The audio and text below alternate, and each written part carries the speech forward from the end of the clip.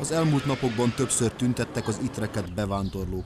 Azért van szükség a rendfenntartó erők fokozott jelenlétére. Mintegy 600 illegális bevándorló várakozik itt a síri vasútállomással szemben az ideiglenes pihenőközpontban.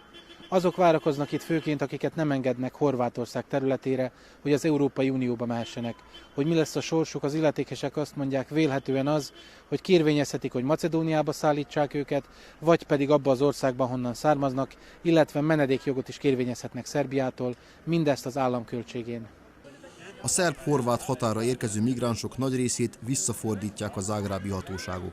Az illetékesek azt mondják, azért utasítanak el sokakat, mert hamis papírokkal érkeznek.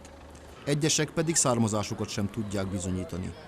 Akik várakoznak, energiában és vitaminokban gazdag kekszet, élelmiszercsomagot és vizet kapnak a segélyszervezetek munkatársaitól. Egy szíriai férfi igazolványát mutatja.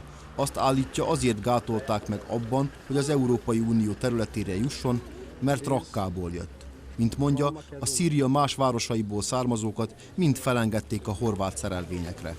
A Görögországban kiállított fényképes regisztrációs papírját is megmutatta. We are human. Yes, and the Raqqa city very danger, very danger. IS in Raqqa. The war every day, the Raqqa war.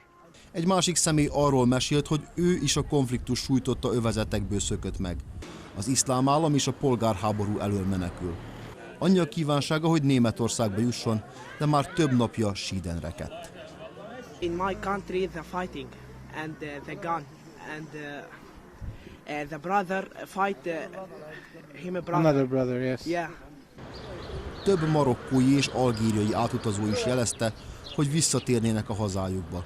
Őket vélhetően a szerb állam költségén szállítják vissza Afrikába.